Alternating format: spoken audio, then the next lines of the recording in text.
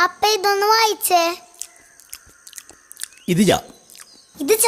അതെന്താ? ഇത് ജ എന്ന അക്ഷരമാകുന്നു. അപ്പ ഇതോ? ജ. അപ്പേ ഈ ജ വെച്ചിട്ടൊരു പേര് പറഞ്ഞേ. ജനു.